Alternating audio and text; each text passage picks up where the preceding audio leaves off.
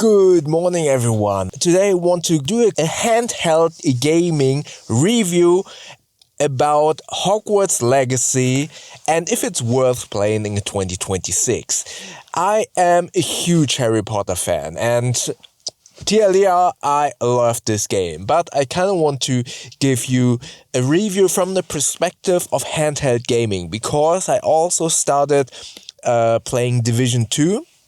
And I have a little bit of learnings, and I can also now kind of tell you if a game is actually worth playing on a handheld gaming device like the ROG Xbox Ally. And if I compare the games just from performance and from the screen size on the handheld, I think that is really important, and I have a huge learning after starting up Division 2. So first and foremost, story. The story of Hogwarts Legacy is amazing. I've actually now finished for the second time the whole game with the main stories. I will continue playing a couple of the side quests. So first I played with Hufflepuff, and now I finished the game as a Slytherin. And story is amazing. There is a lot of replayability, especially if you consider you can play 4 houses. I probably will also play 2 more times because the story and the gameplay is so enjoyable. Overall, the gameplay with the different spells, I kind of wished I had more spell slots, but it is so cool to have so many different spells at your disposal and fight all of those enemies. So first I played it on Xbox Series S, and now I play it on the ROG Xbox Ally.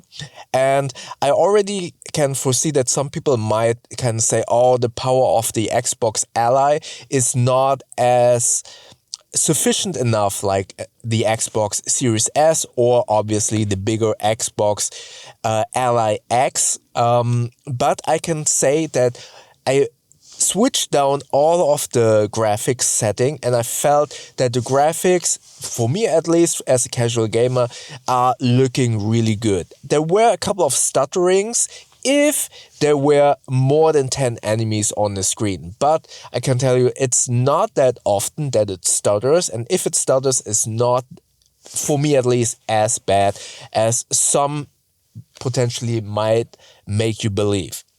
Next up, speaking of graphics, I actually think the graphics look amazing, especially on the small screen. But now, more importantly, comparing it to Division 2, I was able to see everything very readable and properly and enjoyable. Because now that I've played Division 2, I noticed that Division 2 is not optimized for a handheld in a way that, not in terms of performance, but there are a couple of things on the screen like tutorial text blocks or the HUD of the radar. It's very small, and some of the tutorial blocks, because I played Division 2 on PlayStation 4, but it has been a while. So I was really in need to kind of read the tutorials, and the game just drops you into the into it without any tutorial. In many games, you kind of have those tutorial levels in the beginning where it kind of tells you what to do. In this game, it just drops you in and gives you those tutorial text blocks. And on the ROG Ally, it's actually quite difficult to read those small text blocks, and you cannot enlarge it as much as I would have liked. I already put the font on large.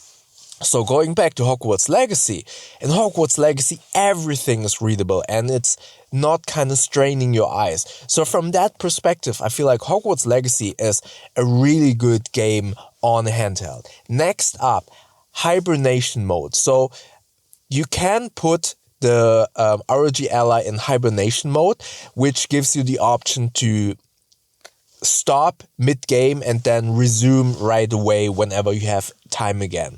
And I did not know this. With Division 2, you need to be online all of the time. And as soon as you put the game into hibernation mode, I did know that, but I've totally forgot about it. When you put it in hibernation mode, it loses connection to the online server, and then it kind of disconnects you. So you cannot resume. Hogwarts Legacy does not need to be online all of the time, and therefore the hibernation mode works really well. And therefore this game on handheld is amazing.